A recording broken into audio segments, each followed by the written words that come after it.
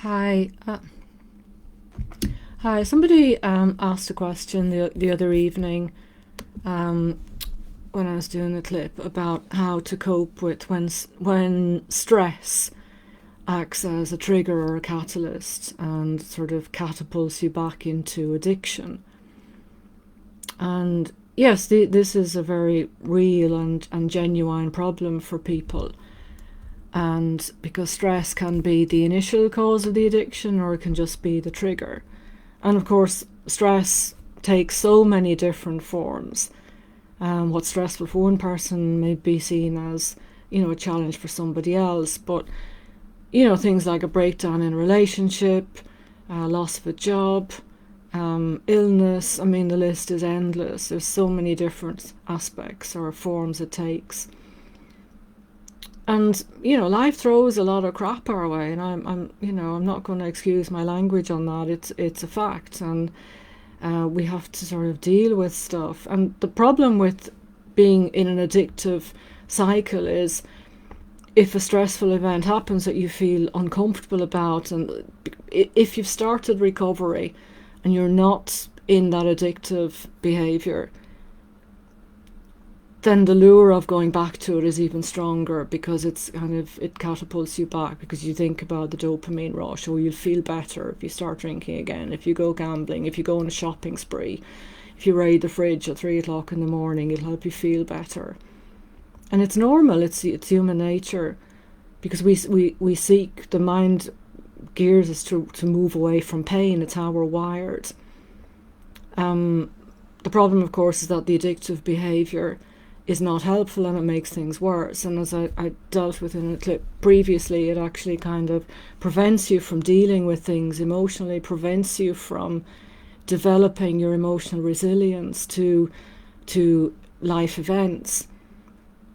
And that's really the crux of this. It's about dealing with, it's about developing that resilience, dealing with the difficult emotions and feeling them, allowing yourself to feel them. There's a lot of pressure to, be happy and look on the positive side all the time. But if you're struggling, sometimes you might need to get some help, or, talk to people and let people know that, I'm not doing so well. So that's one aspect of a coping skill to make sure that you have in place. So to allow yourself to feel the stressful feelings and the difficult emotions. It's really important. Addiction is something that people turn to or get involved in because they don't feel comfortable with certain emotions. I shouldn't be feeling this, and I don't want to feel this. It's not right. Everybody else looks so happy. Everybody else has it figured out. No, they don't. No, they don't. And they just don't have it figured out. Nobody has it figured out. But it's really... It's key to develop your own trust in yourself to be able to deal with whatever comes your way. And that involves spending time with yourself and cutting out those distractions. And I mentioned that in another clip the other evening about putting away your phone. And, the irony is not lost on me if you're watching this on your phone. But, it's my medium for speaking, so I'm using the platform. But it is about minimizing distractions and trying to spend time with yourself and getting to know yourself and what makes you tick. What do you enjoy doing? Maybe the coping skills that you have in place are not really ticking any boxes for you. Maybe they're not something you enjoy doing. Like, some people do enjoy exercise. That's something I do. And many, difficult situation I've been in, I do find exercise helps, and I'm blessed to be able to exercise. If you're not into exercise, you can go for a walk. And what is really helpful as well is, plugging. If you go for a walk, plug in your headphones and listen to some good some audiobooks, and use the time to listen to books, to get to know yourself, find out what makes you tick. Just use that time. It's valuable. It's really precious. There's so many brilliant self-help books out there. Yeah, there are gazillions of them, and just spend some time researching them. I'm happy to recommend any if anybody wants some tips on good books, like really good books to listen to or to read, that'll help expand, and you develop your own coping skills that way, and you'll develop and get to know aspects of yourself, because addiction robs you of getting to know yourself. It steals that life from you because you're caught up in it. And it's so important to learn to trust yourself by getting to know yourself and what makes you tick. I know I repeat that often, but it's so key. And another thing I do as well, and a lot of people do, is meditation.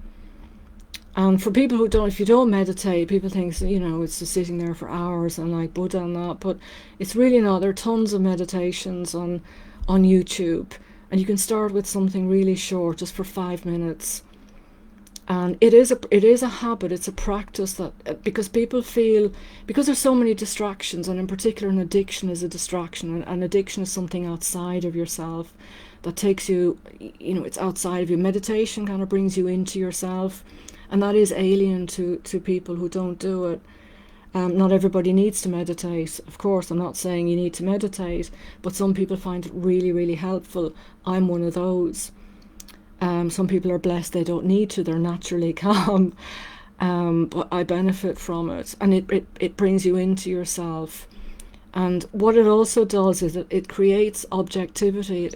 So when stuff happens, and I mean stuff, negative things, meditation helps you to see your own responses, your own reactions to it. It creates a space.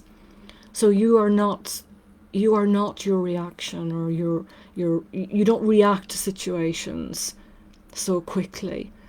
You kind of respond, if you like, because there's that space, there's a little bit of objectivity there. You see it for what it is, and there's a little bit of a delay, and that's really helpful. So that space allows you, creates insight for you, and also helps you to get to know yourself, and allows you to be happy in your own company, which is really important. Also, addiction can also be very, people like it because they don't want to spend time on their own. They want to distract themselves from negative feelings, unhelpful feelings.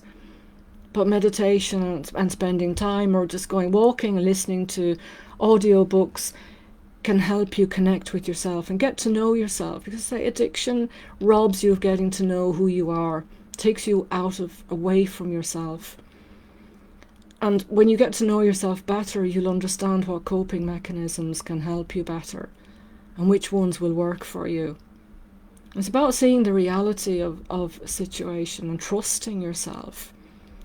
I mean, really, it's such a vast topic, but I do feel that meditation is very, very helpful, and finding activities like exercise, going for a walk, listening to audiobooks, and just expanding your mind and your thoughts into, and you might discover things about yourself that you never thought possible, or decide to go and retrain or do something and start a business, and it takes you off in a whole new area, a whole new part of your life can open up to yourself.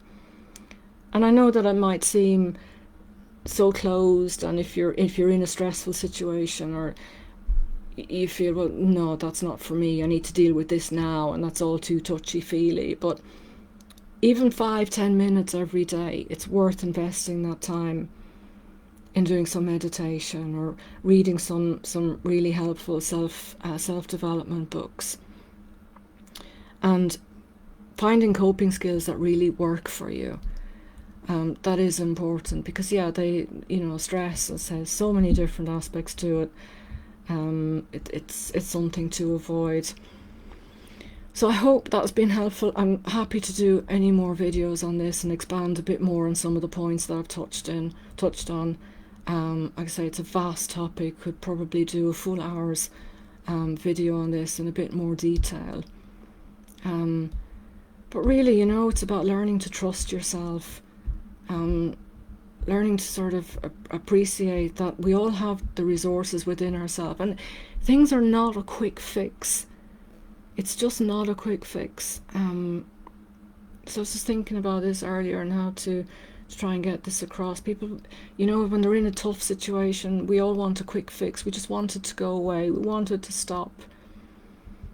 And the reality is it takes a bit of time to get out of situations, to improve a situation, to improve your own life and heal and move forward and grow. And it's just worth spending that time and looking on it as an investment, as a process. That cliche, the journey. It doesn't have to be a long journey, but it does take a bit of time. Getting over an addiction, the initial stopping the addiction doesn't have to. Sort of the back up to it, investing in yourself, can take a little bit longer. It is an ongoing process. But it's a process of growth and expansion, and can be a whole new world for people. And that's the real positivity about it. Whereas addiction it can be really nasty and destructive, and we all know that how horrible it can be. But coming out the other side, people often say they feel blessed, because it allows you to appreciate everything new that you create then in your life, and all the new opportunities that happen, that come your way, and that continue to come your way, because it doesn't just stop. You can continue to evolve and grow and change direction, and the potential is massive. It's endless. As long as you have breath in your body, you have that potential for growth and to evolve. So I wanted to end on a really positive note, and it is positive, because life is polar. You can't appreciate the good stuff unless you've experienced the rough stuff, and that's just the way it is. And we all know that, and you don't need me lecturing you, but I am trying to be helpful, and I hope this has been a bit helpful.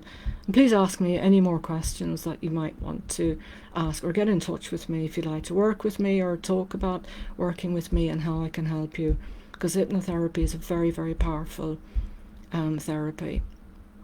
And so have a great evening, and I shall speak to you again soon. Bye for now.